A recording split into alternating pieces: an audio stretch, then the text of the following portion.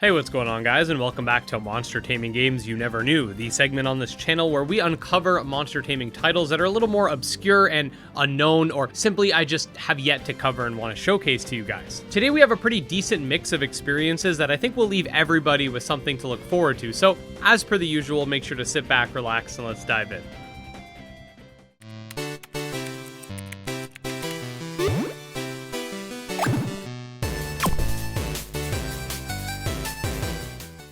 Alright, so first up we have a title that honestly is looking pretty nice, and it's called Fae and Fauna, a pet-raising exploration-based game that clearly has some inspiration from the likes of titles such as Breath of the Wild and Pokemon. The trailer itself doesn't give us a whole lot other than some of the scenery and ways that exploration will take place. However, the Steam page does state that you'll be able to hatch various pets and bring them alongside you on your journey. The game boasts 7 different elements as well as a dozen typings, and it seems that the eggs will have some type of crafting mechanic behind them, and there's a passage from the Steam page that I also want to read because it does hold some interesting implications.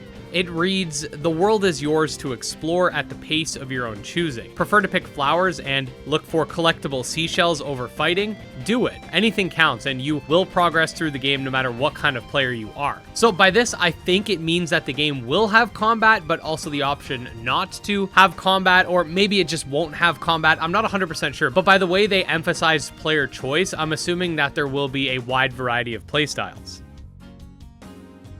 Next up, we have a title that I did actually briefly mention in our Monster Tamer news segment a while back, since it did come out a day before Cassette Beasts, and that's Dragon Spirits, a title where you play as a college student whom is working on a video game tirelessly. Due to what I'm assuming is sleep deprivation, the student finds themselves constantly in and out of lucid dreams which take place in the same universe as the game he's creating. The game in question is actually adapted from a board game and features over 100 dragons to catch and utilize in what looks like an active time battle sort of combat, where the premise is supposedly easy to learn and hard to master. I actually do have a Let's Try video that I'm working on right after I finish here, so expect that to come out very soon as well.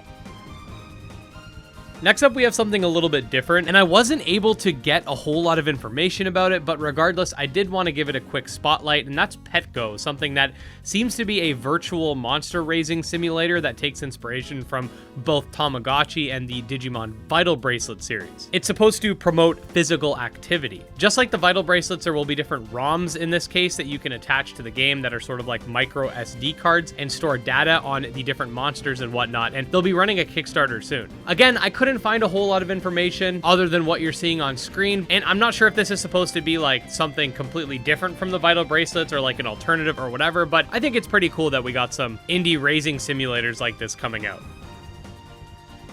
Okay, so next on our list is Isle of Swaps, a monster taming card game that has an interesting premise that I always wondered why the Pokemon series never truly took advantage of, but that's basically the idea of having your traditional RPG sort of game loop in that you can explore, battle against enemies, etc. However, this is all done through card battles. Essentially, the story goes that the main character recently received a starter deck and wants to collect all the cards that exist. You can go around challenging other players to duels and swap cards with anyone on the island. Maybe I'm wrong and there's like a Pokemon TCG game like this, but to me, it kind of reminds me if you had like a mainline Pokemon game or just an RPG in general, where instead of diving into turn-based battles whenever you have an encounter, it's instead a card battle, and I think that's pretty cool. This is another game that I do have plans to do an individual showcase for, so stay tuned.